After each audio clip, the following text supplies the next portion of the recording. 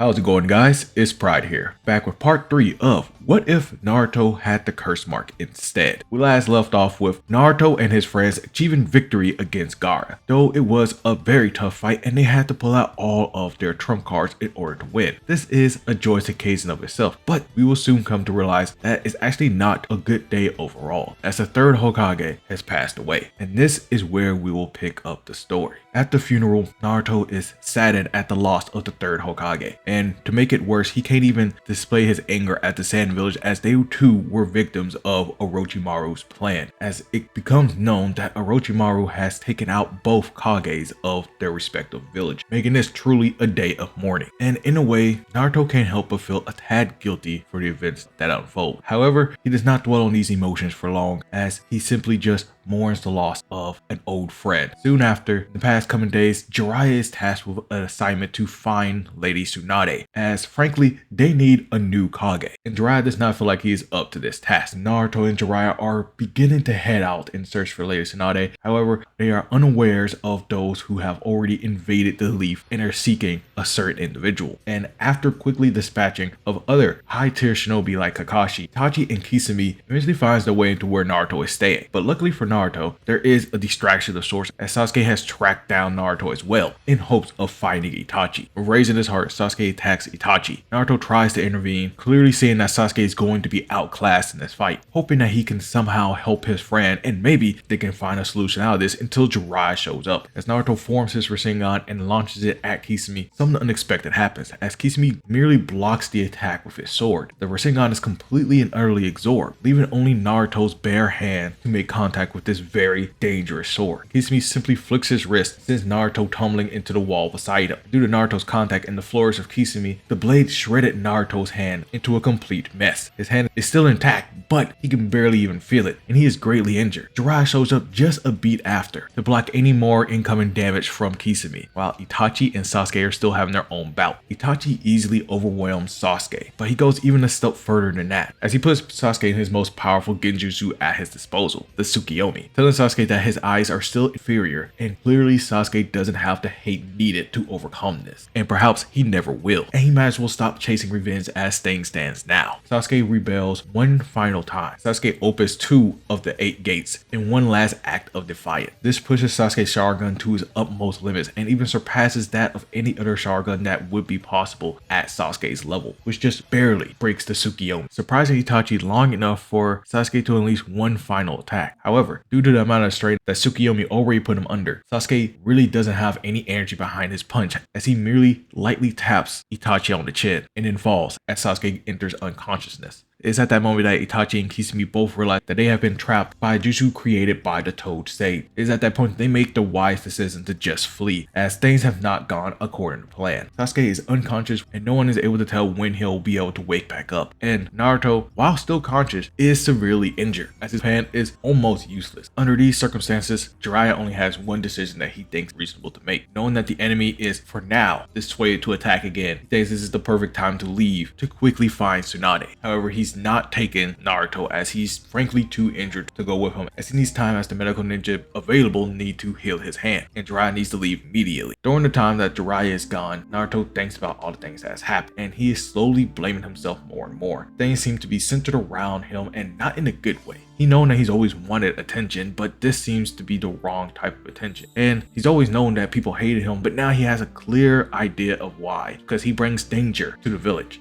Brings danger to everyone else. The 2 Akatsuki members, one being Sasuke's own brother Itachi, made it very clear that they were here for Naruto, and Orochimaru already had his eyes set out for Naruto. Naruto is starting to think that he's indirectly causing harm, almost seeing no difference between him and Gaara, who directly caused harm by indiscriminately killing people that he didn't like. Naruto thinks it is actually worse, as the longer he stays weak and the longer that he is here in the village, the more people will probably wind up hurt, as people are looking to take advantage of him, or more importantly, to tell beast that's inside him. And while he's contemplating this, someone eventually visits him while he's in recovery, and it is Anko, one of the instructors of the training exam. At first, Naruto is confused at this sudden appearance, but then she reveals her own curse mark. Naruto is beginning to understand, as Anko tries to relate to Naruto and and tries to tell him that he doesn't need the power of the curse mark. In fact, it is, as the name implies, accursed. And she was foolish enough to trust somebody to have this mark given to her. She even goes on to say that she was foolish enough to even trust in this power, as it did give her power for a moment in time, but she could tell she was only just an experiment to Orochimaru, someone as vile as a man that will even take the third Hokage's life. She continues to try to relate to Naruto and saying that she understands how hard it is for him to be in a situation like this, and that she can even teach him on how to best make use of his newfound power. Not that of the curse mark, but that of his new affinity that he must have with the snake arts. But as Naruto keeps hearing her talk more and more about Orochimaru and the curse mark and how she tries to understand him, he actually gets angry at her. First, it started off as a little annoyance. He tries to tell her that he gets what she's saying, but she keeps going. She keeps trying to tell him that she can teach him things that will help him through his journey. The thing is, she doesn't understand the pain that Naruto is going through. She doesn't understand people like him and Gaara. And he even mentions that the only reason she's even talking to him or showing any interest in him is because he has the curse. Not because he's a remarkable student, not because he shows great potential, but because they're both apparently branded by the same person. She didn't care about him before, when he was just a demon of the village, something to be avoided and hated. She definitely can't understand his emotion or his feelings about what has happened recently. So he shuts down all of the training and all the plans, as he tells her that he has a sensei, someone that he can rely on, someone that shows actual care for him, so he will not be taking her up on that offer. He frankly tells her to leave. It's not long after that conversation that troublesome news comes to the village. Jiraiya did succeed in bringing back Lady Tsunade, but Jiraiya is in critical condition. As it turns out, they had a terrible altercation. They were ambushed by Orochimaru and Kabuto. Not much is known on how and why Jiraiya ended up in a worse state than Lady Tsunade. However, he is being taken care of by the best healer that they can find, Lady Tsunade, and he's estimated to make it back top shape, just not anytime soon, which delays the plan that Naruto and Jiraiya had for them leaving the village immediately. And Naruto really looking forward to that, as he was getting troubled with staying here any longer. Now that his one sensei they cared so much about is also in critical condition, he truly doesn't know what to do at this point. It's not long after that he's approached by the Sound Four, who tries to offer Naruto a way out. Naruto is shocked that they would even dare to say something about joining up with Orochimaru, considering how he has caused a lot of problems for Naruto as of late. And one of them responds with,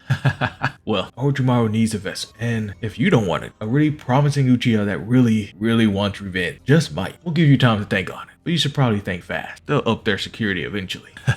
It's also at this time that the Nine Tails speaks for the first time in a long time to Naruto. I know what you're thinking, boy. You think if you just disappear, all of this would be over. You are wrong. If you die, then I am released. But being released here in this village only means that eventually I'll be captured again, and I will fight back. This will be the only solace that I'll have. The only way to express my revenge, express my anger at being chained, at knowing that I'll be eventually contained again and again.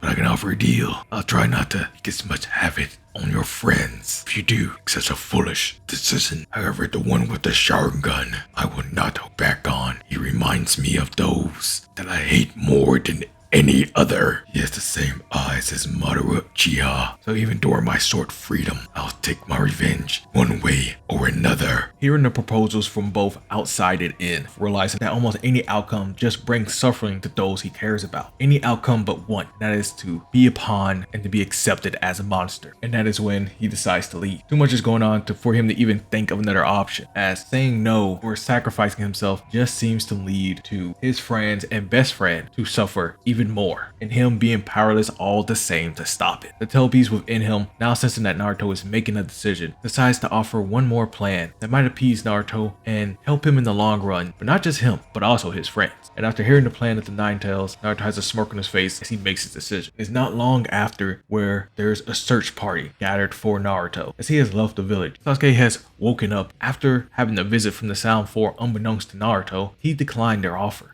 He's actually seen progress in what he has done, even to the point where he barely remembers, but he does remember that he pushed back Itachi with his own effort. But now knowing that Naruto has left the village, he can only think that that's what Naruto has done. He decides to tell the Lady Tsunade his altercation with the Sound Four, leading everyone to realize why he needs to be brought back no matter what. And it's up to Lee, Sasuke, Shikamaru, Kiba, and Choji to get Naruto back. Eventually, it's just Sasuke that is trailing after Naruto, as everyone else has their own respective fights. And then it's not long after that that, Sasuke catches up to Naruto, finds him in the Valley of the End. Naruto stops for a moment, realizing that he now has to confront Sasuke. As Naruto turns to look at Sasuke, he tells him that Sasuke can't understand. People are getting hurt, and as time moves on, they're only going to get closer and closer to the village one day being destroyed because of Naruto being there. Sasuke tries to tell Naruto that he's the one being a fool, just like how they fought against Gaara together. They can win against anyone that comes for their village. They're not just going to be sitting idle. They're going to be training. They're going to get stronger. They're going to be the ones that people will have to look out for. Naruto says, "You just don't get it. Just like Gaara, they are monsters. What society has turned them to be, what they have wanted to be, at the end of the day, they are monsters. And just like with Gaara, the only way to fight a monster is with another one. I beat Gaara, not you. So it's up to me to handle it from here. Don't worry. I know your brother's also a monster. I'll take care of him too." Once those words leave Naruto's mouth, the talking is effectively over. Sasuke runs directly at Naruto as the fight begins. Sasuke is fueled by anger that Naruto would even dare mention his brother's name, would even dare say something as if handling his own family grudges in his stead, like Naruto has the right. As the fight ensues, it's relatively even. Naruto is using multi-shadow clone jutsu, Sasuke is using his Sharingan. The clones try to surround Sasuke and overpower him, but Sasuke can see all of their movements in real time and react accordingly to it. He knocks one clone out one after another, showing Naruto that there is still a skill difference between them, but Naruto is not caring, as he sends clones through the air and some through the water. However, Sasuke decides to deal with this combo by using a fireball jutsu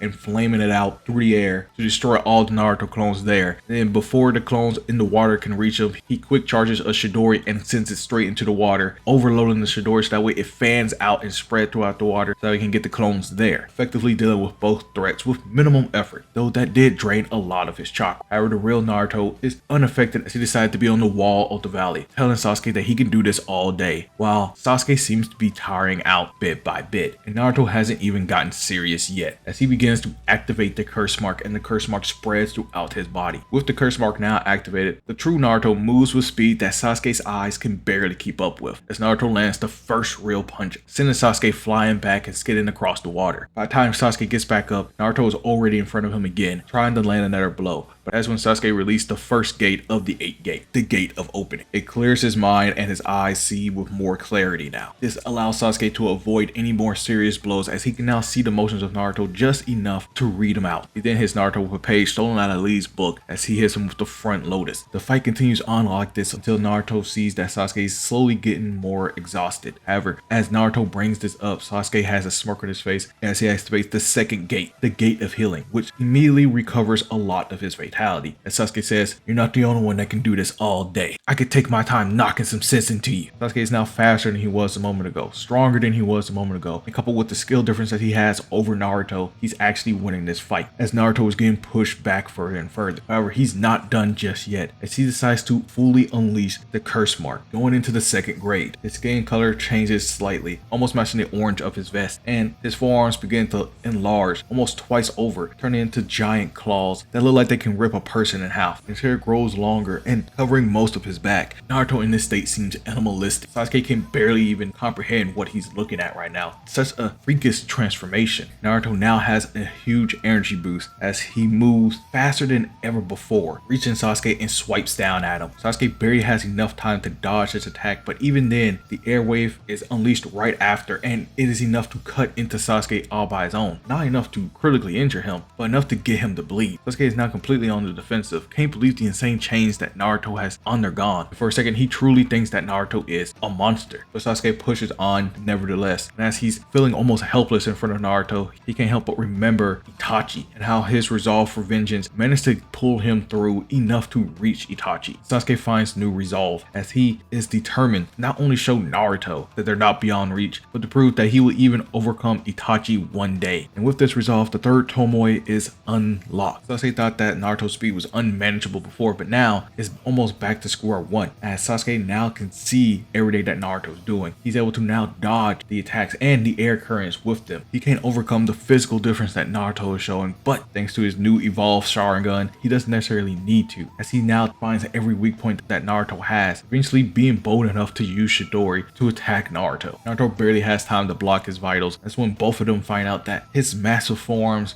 can now also act as a shield, and the fur around his arms also acts as a natural absorber, defusing the attack and only moderately hurting Naruto. Sasuke's not deterred. He's going to keep on trying. He's going to keep fighting, and they're slowly reaching yet again another stalemate, as Naruto can't truly hurt Sasuke, as he can't hit him, but Sasuke truly can't hurt Naruto through his insane defenses. But even though it seems even on the surface, Naruto's the one grimacing more and more in anger and frustration, and Sasuke's the one looking like he has an air of confidence about him, as if he is sure he can whittle down this beast. And this is where the Nine Tails step in, as he can see this fight from within, and the look within Sasuke's eyes is making him angrier every passing moment. The look of confidence, the air of superiority, all of these things resemble that of Madara Uchiha, as the Nine Tails can't help but keep having flashbacks to those horrible days, and his anger bubbles to the surface as he says, "Enough. History will not repeat itself again." As the charcoal cloak begins to form around Naruto's cursed bestial state, and even more power is funneled through him, and this is something that Sasuke actually cannot overcome. The difference in power is now too much. His eyes can no longer keep up. It seems that no matter what Sasuke does, Naruto just keeps moving further ahead, as if there's always something else that he can latch on to. Sasuke was losing with one tail cloak, but then eventually he noticed a second tail come out, and then it becomes even worse. He can't even properly defend himself. And then a third tail comes out, and Sasuke is all but helpless. And it's at that point that it takes everything in Naruto's being not to kill Sasuke. As Sasuke is now in the water, floating, defenseless, and beaten. As he's about to pass into unconsciousness, Naruto degrades, releases the curse mark, he resembles his regular appearance. However, the Nine-Tailed Cloak is still suffusing him. Naruto says, "Tried to tell you, I was always a monster. Now I'm done pretending like I'm not. Goodbye, Sasuke. Live your life. I can handle it from here." And Sasuke's eyes begin to close till he is no longer conscious. By the time he wakes up again, he's now in the hospital, covered in bandages from head to toe, Sakura crying at his bedside. And he doesn't even need to ask to know that he has failed, as even Kakashi is there with a saddened look in his eye. And this marks the day that Naruto has left the village, and they failed their mission. And that is where we're gonna end it. Stay tuned for the next one, definitely post time skip, as we find out how far Naruto has truly gone on his path to darkness, while also finding out how well Sasuke and everyone else from Konoha has changed in light of that. Don't forget to comment down below, leave a like on the video, and I hope you guys have a nice day, and I'll see you guys later. Peace.